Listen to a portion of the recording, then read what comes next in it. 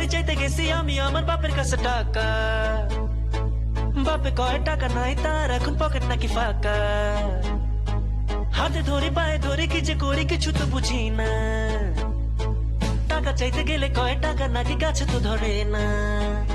ও মায়ের কাছে 100 টাকা চাইলে মায়া মারে দেয় লগে লগে জুতা খুইলা বাড়ি মারে কপালে। কিন্তু যত যাই হোক আমার টাকা যে লাগবো, নারে নারে নারে এমন কইরা টাকার প্যারায় তো আর বাঁচমু না।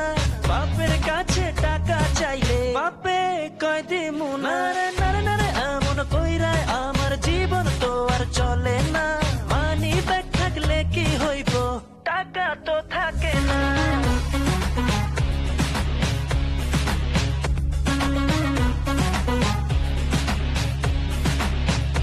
আরে আর চায়ের টঙে গিয়া কিছু কিনলে বাকি, আরে মামা কয় কি আমি নাকি টাকা না দিয়া কইছি টাকা দে। পকেট খালি ভাড়া বাকি 3 মাসে, এত টেনশন কিসে?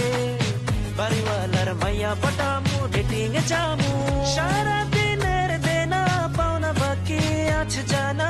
বেড়াইতে আইসে না একটা টাকা চাইলে দেয়। নারে নারে নারে এমন কইরা টাকার প্যারায় তো আর বাঁচমু না। বাপের কাছে টাকা চাইলে বাপে কয় দিমু না। নারে নারে এমন কইরায় আমার জীবন তো আর চলে না। মানি ব্যাগ থাকলে কি হইব, টাকা তো থাকে না।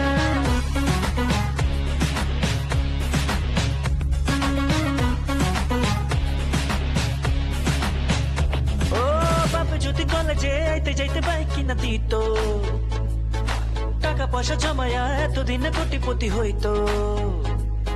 চোখে মুখে সবই আমার কেন যেন ঘোলা ঘোলা লাগে, ঘুরতে গিয়ে যদি দেখি টাকা পয়সা পকেটে না থাকে। ও রেস্টুরেন্টে গার্লফ্রেন্ড দেয় খালি অর্ডার, পিজ্জা বার্গার হন চাইতাছে ওরে থইরা খারাই হয় জীবন ছাড়খার। আমি